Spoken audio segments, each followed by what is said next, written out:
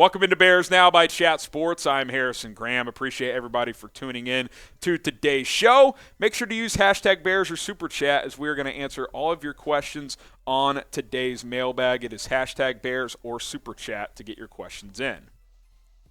From Clay, what's Claypool's ceiling with our offense? So Chicago trading for Chase Claypool, obviously. I think his ceiling is to be a number one. I think a more realistic is like another good number two along with Mooney. So you've got two really good number twos. Vertical threat, red zone, high point the football, good hands, fast. He can get yards after the catch despite his size because he's got good speed and agility. I think he can be a big-time vertical threat. They were not throwing the ball downfield in Pittsburgh with Kenny Pickett and Mitch Trubisky. Justin Fields, we know he's going to throw the ball downfield, so I think he's a really good fit with this offense.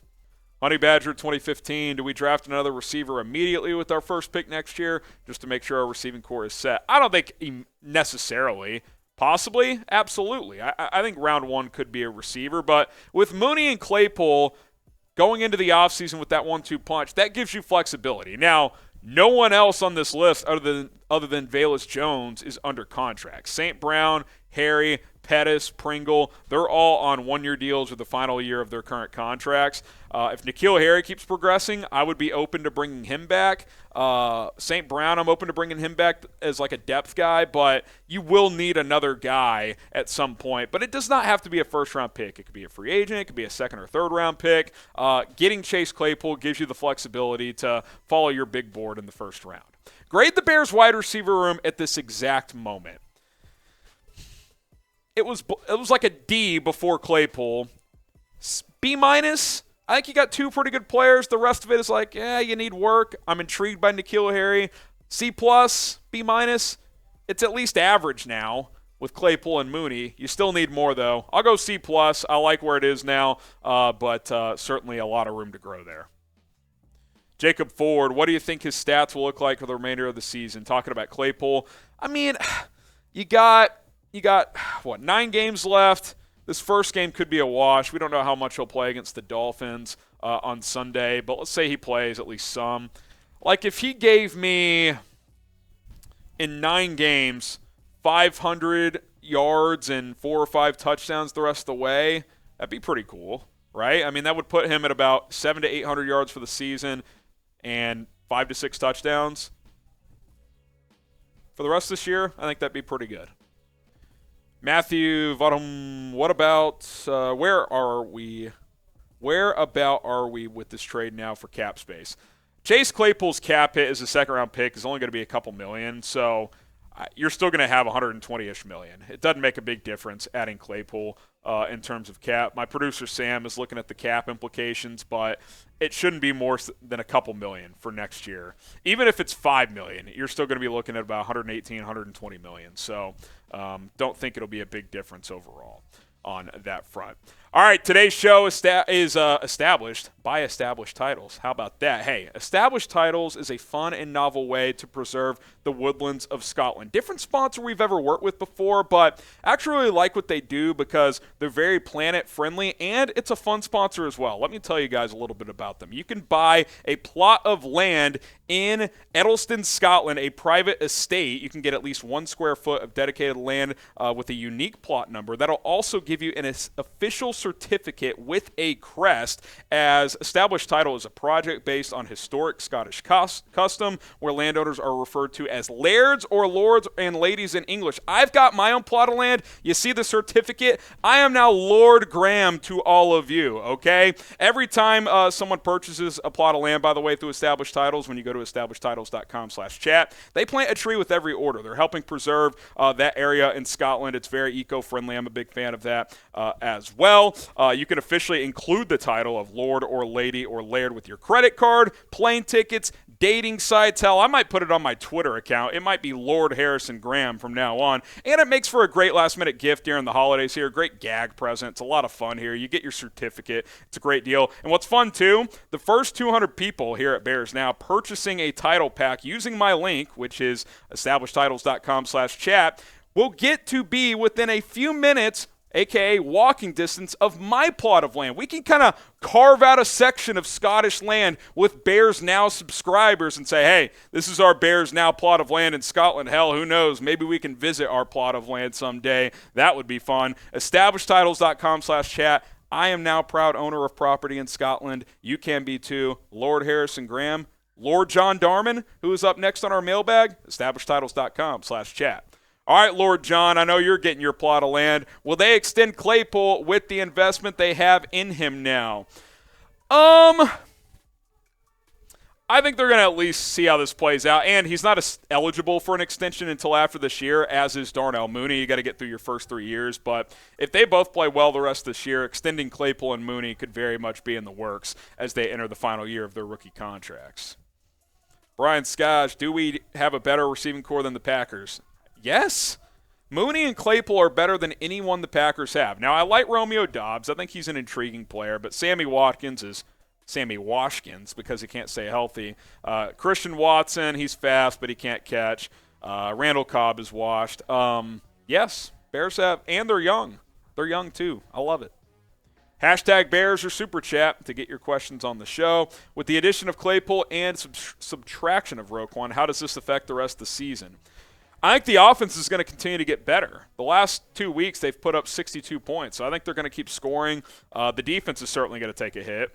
But they just got run over in Dallas with Roquan. So, it's going to make for more entertaining football, honestly. I think it's going to be less of these dud games that we've seen over the years with the Bears. Defense keeping them in it, but the offense not being able to score.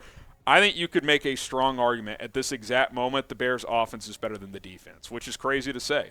The defense before this past week was playing really well, but struggled against Dallas and probably going to struggle the rest of the way at times. Do you believe in Justin Fields? Because none of this matters if you don't. So I hope you're typing your Y for yes. Y for yes, N for no. It's still a process, but we've seen promising signs. Get your votes in. Type Y for yes, or you can type your N for no. Peloton, draft Julian Fleming or Jordan Addison? Sure. I like both. Addison I like more. I'm curious to see what happens with Jackson Smith and Jigba, Julian Fleming's teammate. Yeah, he is. Him and Smith and Jigba were same draft class. Fleming could go back, though. This is kind of the first year he's been a factor. I don't think he's a first-round guy right now, so he might stay in college. We'll see.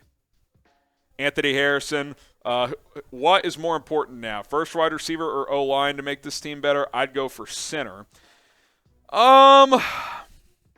Yeah, center, Mitch Morse, free agent, good with the Chiefs, been better with the Bills the last few years. He's a guy I'd look at. I'd like to see Lucas Patrick get back, see how he plays. He is under contract next year. But if he's not the guy, you got to get a center. I think right tackle is an area. Left guard maybe if Cody Whitehair is a cut candidate. So we'll see. I think O-line is definitely still a focus for this team. Will Claypool be a 1 or 2?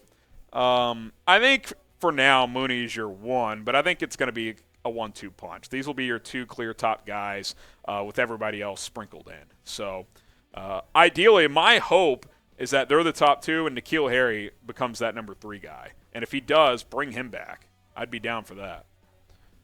Austin Imlaw, do you still think, speaking of the devil, N'Keal Harry could develop into what the Pats wanted him to be? Also, happy birthday. Thank you. If you're watching live on Tuesday, it is my birthday. I mean, I've liked what we've seen. I think he's had 3 targets and he's caught all 3. Nice touchdown where he just sealed the corner, Fields threw a dart to him. He's big. He's physical. He's a good blocker in the run game. I think he could still be that guy. I don't think he's ever going to be that first-round talent, but a number 3, I don't think that's crazy. I think he could be a number 3 still. I think that could happen. Hit that sub button here on Chicago Bears Now. Videos coming your way all season long. Be sure to turn on those notifications because it's been hectic leading up. It was hectic leading up to the trade deadline. It's going to be hectic after. This offseason is going to be crazy with all the cap space and draft picks. I can't wait for it. I'm going to be here for all of it, informing all of you. So subscribe and hit that notification bell.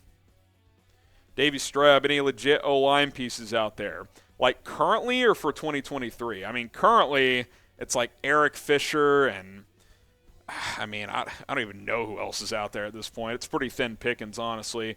Next year, you got Elton Jenkins, Orlando Brown, Mitch Morse. Those are a few guys we've talked about. We'll certainly look at some more. We'll see what the draft looks like. Apparently, it's kind of a thin offensive line draft, so maybe you get a receiver in the draft, lineman in free agency, and then more defensive line in free agency and in the draft as well.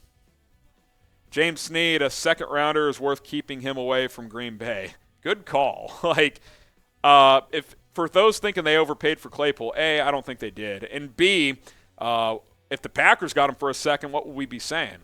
Oh no, we have to face Chase Claypool for the next 10 years probably. So, I think this is a huge win for the Bears. I love it. Young King, any good linebackers we could target now or in free agency or in the draft? There will be some guys. We'll certainly take a look at some Roquan Smith replacements at some point. Obviously, not one guy is going to replace what he did for this team. But, linebacker is obviously a position they've got to focus on. I think they'll just patchwork it through the rest of the season, but it's going to be a position moving forward that they're going to have to add a couple of players. There's no doubt about it. So we will have to wait and see. All right, Avery Brown. How long does the Bears have Claypool? So he's under contract through next year. So him and Darnell Mooney, drafted in the same class. Cole Kmet, throw him in there too. They will all be entering their last years in 2023, and we'll see which ones the Bears keep around. I would imagine the Bears making this trade for Claypool, they have plans of keeping him around. So I expect it to play out that way. Catherine Sapp, how much do you think Fields will get better with the Claypool trade? Can only help, right? You put good players around your quarterback, he should play better. I just think that's how it goes. So, obviously, it's going to take time to build that chemistry between these two, but I think that you should be excited about this. You should be very, very excited.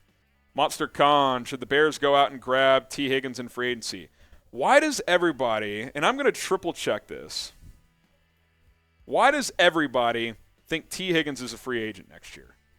He is not a free agent. He is under contract through 2023. I don't know if someone out there reported that he's going to be a free agent next year, but I keep getting DMs about this. He is under contract through next year. He is a third-year player, just like Chase Claypool, just like Mooney, same draft. He's under contract through next year.